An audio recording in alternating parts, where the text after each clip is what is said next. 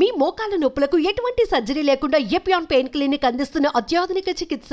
ప్రపంచవ్యాప్తంగా 59 కోట్ల మంది, మన దేశంలో 9 కోట్ల మంది మధుమేహంతో బాధపడుతున్నారని ప్రపంచ ఆరోగ్య సంస్థ వెల్లడించింది. ప్రతి 7గురిలో ఒకరు డయాబెటిస్ తో బాధపడుతున్నారు.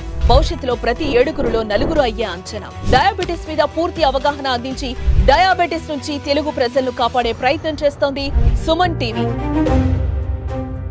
గ్రీన్ టీ తీసుకోవడం వల్ల షుగర్ కంట్రోల్లో ఉంటుందా, దానివల్ల లాభాలు ఏంటి అంటే జనరల్ గా నార్మల్ టీకి గ్రీన్ టీకి డిఫరెన్సెస్ ఏంటి అనేవి ఆ జనరల్ వెరీ కామన్ క్వశ్చన్ అండి. అంటే green tea is nothing but the antioxidants అండి. దాని ద్వారా మనకి బాడీలో యాంటీ ఆక్సిడెంట్స్ అనేవి పెరగడం వల్ల మన షుగర్ ని అంటే డైరెక్ట్ గా మన దాంట్లో షుగర్ ఉండదు. అంటే ఇంతకుముందు మనం ఎప్పుడైనా కూడా జనరల్ గా పాలతో చేసిన టీ అనేది తీసుకుంటూ ఉంటాం.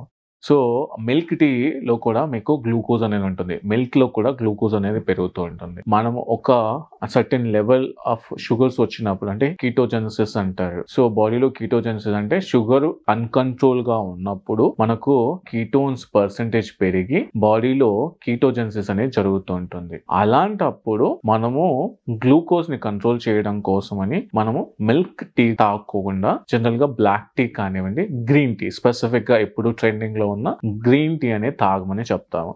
అంటే గ్రీన్ టీలో డైరెక్ట్ గా గ్లూకోజ్ కాకుండా మనకి యాంటీ ఆక్సిడెంట్స్, యాంటీ ఫ్లేవనాయిడ్స్ రావడం వల్ల మన బాడీలో ఇమ్యూనిటీని పెంచుతూ షుగర్ ని కంట్రోల్ చేస్తూ ఉంటుందండి. ఈ గ్రీన్ టీ కూడా ఎన్నిసార్లు తాగొచ్చు, ఎంత రిక్వైర్మెంట్ అనేది ఉంటుంది అంటే జనరల్ గా గ్రీన్ టీ అనేది 1 నుంచి 2 సార్లు తాగొచ్చు అండి. లేదు అంటే మనం ఎక్కువగా గ్రీన్ టీ తీసుకున్నా కూడా మన బాడీలో యాంటీ ఆక్సిడెంట్స్ పెరిగి ఆక్సిడేటివ్ స్ట్రెస్ అనేది జరుగుతుంది. అంటే బాడీలో టిష్యూస్ పైన ఎఫెక్ట్ పెరిగి మళ్ళీ డ్యామేజ్ అనేది ఎక్కువ జరగడం అనేది జరుగుతుంది. ఆక్సిడేటివ్ స్ట్రెస్ అంటారు దాన్ని క్లినికల్ గా. సో కాబట్టి దానికి కూడా మితంగా తీసుకోవాలి. అది కూడా రోజులో 2 సార్లు 3 సార్లు.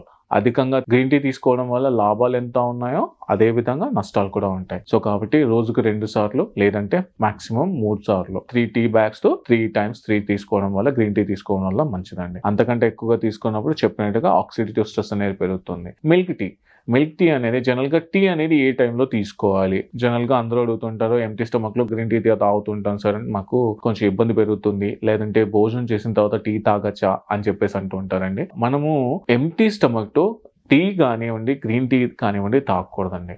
ఎంటీ స్టమక్ కాకుండా వాటర్ తాగి కానివ్వండి, లేకపోతే కొంచెం ఏదైనా తీసుకున్న తర్వాత టీ తాగాలి. ఎందుకు అంటే మన బాడీ ఎంటీ స్టమక్ తో ఉన్నప్పుడు మనం డైరెక్ట్ గా యాంటీ ఆక్సిడెంట్స్ కానివ్వండి, లేకపోతే మిల్క్ కానివ్వండి వేసినప్పుడు అది మనకి గ్యాస్ట్రైటిస్ లాంటి సిమ్టమ్స్ పెరిగి గ్యాస్ట్రైటిస్ అనేది జరిగే అవకాశం ఎక్కువగా ఉంటుంది. సో కాబట్టి ఎంటీ స్టమక్ తో కాకుండా మనము ఏదైనా కొద్దిగా తీసుకున్న తర్వాత కానివ్వండి, ఎర్లీ మార్నింగ్ లేచిన తర్వాత 1 గ్లాస్ లేదా 2 గ్లాస్ వాటర్ తాగి కానివ్వండి గ్రీన్ టీ తీసుకోవడం మంచిది, లేదంటే టీ తీసుకోవడం మంచిది. సో గ్రీన్ టీకి పాల టీకి డిఫరెన్స్ ఏంటి? సో పాలు అనేవి nothing but the again energy source. మనం జనరల్ గా ఎక్కువగా స్ట్రెస్ అయినప్పుడు కానివ్వండి, లేకపోతే ఎక్కువగా ఆలోచిస్తున్నప్పుడు కానివ్వండి, సాచురేట్ అయినప్పుడు కానివ్వండి, ఇమ్మీడియట్ గా యాక్టివేట్ అవ్వడం కోసం అనేది తీసుకునే ఒక పానీయం అంటే ఒక drink. That is nothing but the tea or a green tea.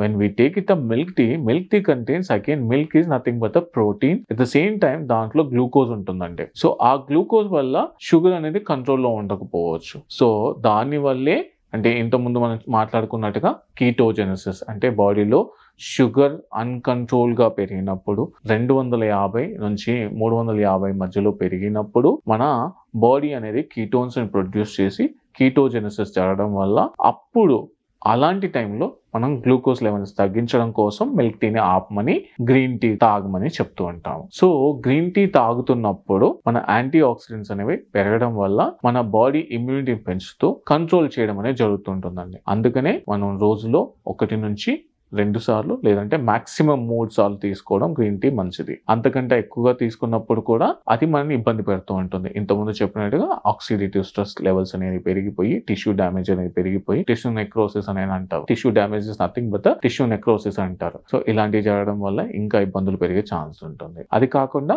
పాల టీ తీసుకోవడము 1 నుంచి 2 సార్లు తీసుకోవడం మంచిదండి. అలా తీసుకోవడం వల్ల మనకి బెనిఫిట్స్ ఉంటాయి.